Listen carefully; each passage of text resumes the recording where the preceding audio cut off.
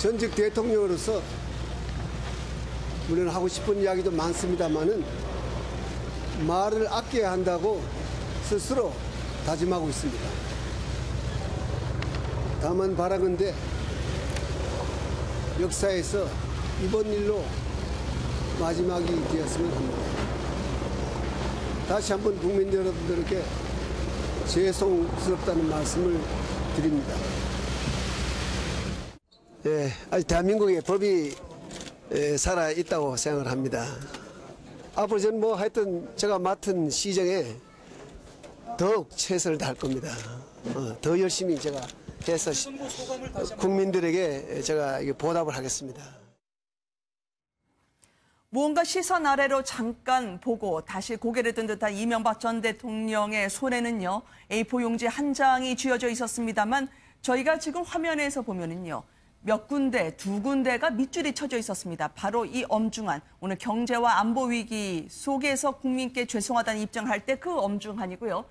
말을 아껴야 한다고 스스로 다짐하고 있습니다. 하고 싶은 말이 많지만 더 이상 이야기하지 않겠다라는 취지인데요. 왜 저 두 군데에 꾹꾹 눌러서 밑줄이 쳐진 걸까요? 그 부분 같은 경우에는 아마 본인이 저고리 웃돌이에 넣기 전에 한번 꼼꼼하게 이렇게 줄을 치면서 읽었는 부분이 아마 그 부분이 아닌가 싶은데요. 네. 보통 우리가 키워드라고 한다고 하면은 중요한 명사가 될 것 같은데 엄중한 이 부분에 이제 줄을 끄는 것은 그냥 이렇게 끈 것 같고 다만 그것 이외에 뭐 이번 그 일에 대해서 여러 가지 있는 그런 부분 같은 경우에는 나름대로 이 부분은 강조해서 읽어야겠다라는 그런 생각을 했는 것 같은데 나름대로 그 상당 부분 어떤 메시지를 전달할까 고심을 했는 것 같은데 어쨌든 국민에 대해서 초두에도 미안하다, 끝에도 미안하다라고 했고 더불어서 본인을 지지해 준 사람 그리고 또 이 사건으로 해서 고초를 겪고 있는 사람한테 죄송하다라고 했는 전체적인 톤을 낮추는 부분이었던 것 같은데요. 전체적으로 했을 때의 죄 자체에 대해서는 아무런 말을 없이 한마디로 원론적인 수준에서 어떻게 보면 정치적 표현을 했는 것이 아닌가 생각을 합니다. 그런데 취재 기자 전원에는요. 평소에 밑줄을 잘 안 치신다고 하더라고요. 그러니까 지금 그동안은 짜맞추기 수사로 괴롭히지 말고 나를 공격하라. 노무현 전 대통령 죽음에 대한 정치 보복을 누누이 강조했던 이명박 전 대통령 아니겠습니까? 예. 뭐 그 마음을 조금 더 상징해서 밑줄이 들어갔다라고 볼 수도 있을 것 같고 근데 중요한 건 저 밑줄의 부분보다 저 짧은 글을 준비해 올 동안 얼마나 많은 수정이 있었겠습니까? 근데 저렇게 적어왔음에도 불구하고 발표하지 않은 한 구절이 있거든요. 그러니까 말을 좀 아껴야 한다라고 다짐하고 있습니다라고 하는 말의 그 뒤에 이번 일이 모든 정치적 상황을 떠나 공정하게 이루어지기를 기대합니다라고 하는 글이 저 원고의 아랫부분에 써져 있는데 있지는 않은 거군요. 아랫부분에는 있는 걸로 카메라는 잡히는데 실제로 낭독은 하지 않은 걸로 보여집니다. 그 현장에서 이제 결정하신 것 같은데요. 결국은 뭔가 이게 공정하지 않다, 정치 보복이다라고 하는 말을 할까 말까를 마지막까지 좀 고민하셨던 것 같고 이후에 이제 검찰과 뭐 티타임을 나누면서 편견 없이 봐줬으면 좋겠다. 이제 이렇게 얘기를 했다라고 전해집니다. 경제와 안보 위기를 이야기한 이유는 뭘까요? 특히 엄중한이라는 부분에 방점이 찍혀 있었거든요.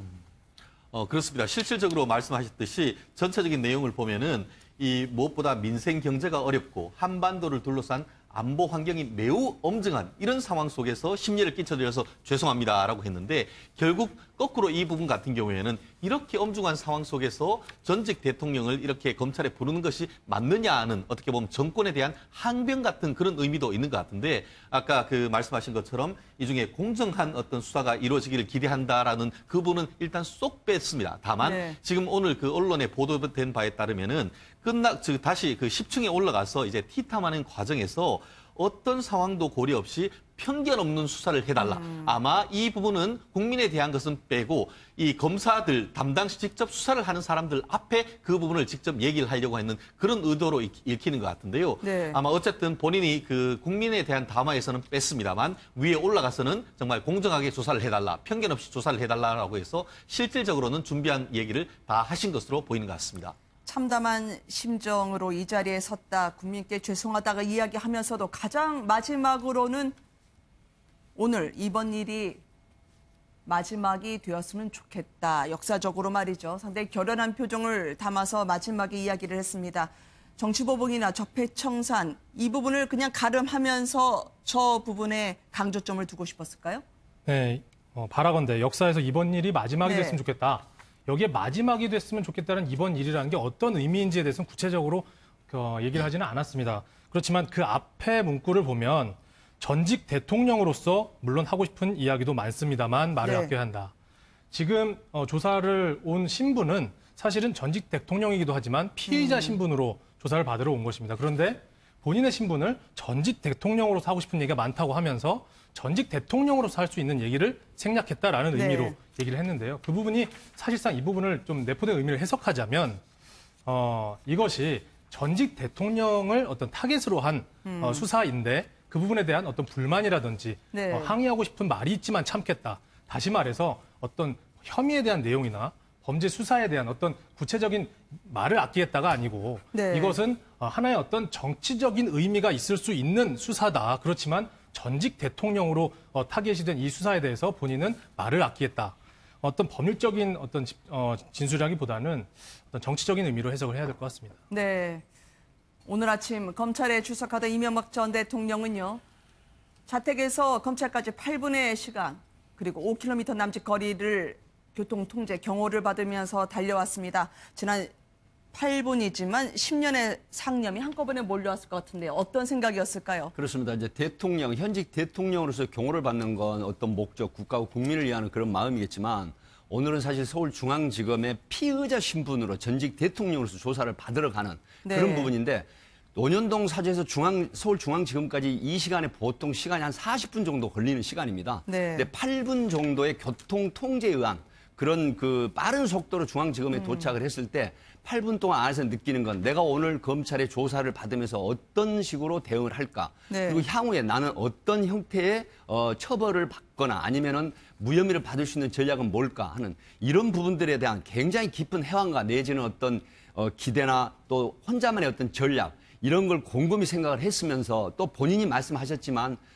이명박 전 대통령께서 말씀하셨지만 참담한 심정이라고 하는 표현을 참 한마디로 잘 표현하신 거죠. 네. 어찌됐든 간에 국가 국민을 위해서 일했던 사람이 이런 피해자 신분으로 검찰 포토라인에 선다라고 하는 부분은 국민들이 어떻게 볼까? 또 나의 가족들, 나의 지인들 이런 부분들이 있어서는 정말 형용키 어려운 그런 참담한 심정이 사실 그대로 있었을 걸로 예상이 됩니다. 그야말로 흑수저 출신의 신화를 만들었다는 전설적인 기록을 갖고 있는 인물 아니었겠습니까? 서울시장 시절 소통령, 또 서민 대통령이라는 별칭까지 기록을 갖고 있는데요. 이 오역에 대해서 많은 국민들이 착잡하게 바라볼 것 같아요. 그렇습니다. 저도 그 오늘 모습을 보면서 사실상 그 대한민국 역사상 가장 큰 차이로 500명 표 차이로 이긴 대통령이었음에도 불구하고 오늘 검찰청 출근하는데 비판하는 목소리가 있었지 지지하는 사람들 일반인을 보기가 어려웠던 점에서 정말 네. 권력 무상과 격세지감을 느꼈는데요. 말씀하시는 것처럼 현대의 일개 사원으로 해서 지금 소통력이라고 해서는 서울시장을 거쳐서 대통령까지 된 이른바 셀러리맨의 신화가 오늘 무너져 내리는 그런 모습을 봤는데 아마 본인도 그런 마음속에서 굉장히 그 8분 동안 정말 주마등처럼 본인의 인성이 지나갔을 건데요. 실질적으로 어쨌든 간에 지금 현지 시점에 봤을 때는 전직 대통령조차도 법적으로 잘못했을 경우에는 검찰청 포토라인에 서서 조사를 받아야 된다라는 그런 점. 결국 우리나라가 시스템적으로 민주주의와 법치주의가 상당 부분 완비되어 가고 있구나라는 것을 느낄 수 있었고 앞으로 이와 같이 본인 스스로 반복되어서는 안 된다라고 했듯이 앞으로의 어떤 좋은 어떤 선례가 될 그럴 가능성이 높지 않나 생각을 합니다.